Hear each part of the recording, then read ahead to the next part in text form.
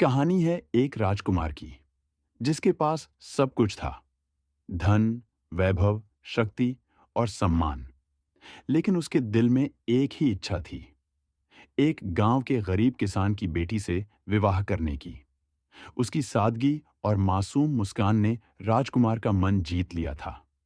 राजकुमार को पूरा विश्वास था कि जैसे ही वह किसान के पास विवाह का प्रस्ताव ले जाएगा, किसान खुशी खुशी अपनी बेटी का हाथ उसके हाथ में दे देगा। पर किसान मन ही मन एक और बात सोच चुका था, एक ऐसी परीक्षा जिसने इस राजकुमार का जीवन बदल दिया। राजकुमार आत्मविश्वास से भरा किसान के घर पहुंचा। किसान मुस्कुराया और बोला, राजकुमार, मैं अपनी बेटी का विवाह आपसे कर दूंगा, लेकिन एक सरल सी परीक्षा पास करनी होगी। मेरी 3 भैंसें हैं, मैं उन्हें एक एक करके अपने बड़े हाल से गुजारूंगा। यदि आप किसी भी एक भैंस की पूंछ को छू भी लें तो मेरी बेटी आपकी हो जाएगी। राजकुमार हंस पड़ा। बस इतना सा काम, भैंस की पूंछ को छूना? उसे लगा किसान बस औपचारिकता कर रहा है। उसने बिना सोचे परीक्षा के लिए हामी भर दी। पहली भैंस, पहला अवसर डमरू की तरह भारी आवाज हुई। पहली भैंस हाल में दाखिल हुई। वह विशाल थी, शक्तिशाली, डरावनी और अग्नि जैसी आंखें। राजकुमार एक कदम पीछे हट गया। उसने सोचा, किसान गरीब है, ऐसी एक विशाल भैंस होगी बस, अगली शायद छोटी होगी, इसको जाने देता हूं। कुछ पल बाद जमीन फिर कांपी।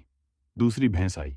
ये पहली से भी बड़ी और भी ताकतवर, उसकी सांसें भी तूफान जैसी। राजकुमार डर गया।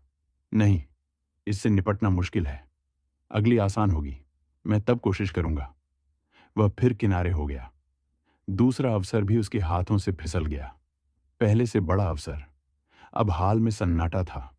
फिर प्रवेश द्वार से एक छोटी सी भैंस आई, कमजोर, दुबली, धीरे धीरे कांपते हुए चल रही थी। उसकी हालत देखकर राजकुमार की आंखें चमक उठीं। बस, यही मौका है, ये तो आसानी से पकड़ी जाएगी। वह सावधानी से आगे बढ़ा। भैंस भी धीरे धीरे नजदीक आ रही थी। एक कदम, फिर एक कदम, और जैसे ही वह भैंस बिल्कुल पास आई, राजकुमार ने छलांग लगाई पूंछ पकड़ने के लिए। पर उसके हाथों में कुछ भी नहीं आया, क्योंकि वह भैंस पूंछ रहित थी। उसकी कोई पूंछ थी ही नहीं। राजकुमार स्तब्ध खड़ा रह गया। तीनों मौके चले गए और आखिरी मौके में तो पकड़ने के लिए कुछ बचा ही नहीं था। किसान उसके पास आया और बोला, राजकुमार, जीवन में अवसर इसी तरह आते हैं। पहला मौका आया, तुमने छोड़ा। दूसरा आया, तुमने डर कर जाने दिया। और जब तीसरा मौका आया, तुमने सोचा यह सबसे आसान होगा, पर उसमें पकड़ने को कुछ था ही नहीं। राजकुमार की आंखों में समझ की चमक और पछतावे की नमी दोनों आ गए। जीवन में भी हम यही करते हैं। हम कहते हैं, अभी नहीं, अगली बार, कभी और, स्थिति ठीक हो जाएगी तब, और इसी तरह अवसर निकलते जाते हैं, एक एक करके, चुपचाप, हमारी आंखों के सामने से। और जब हम अंत में कार्रवाई करना चाहते हैं तो पता चलता है अब पकड़ने के लिए कुछ बचा ही नहीं।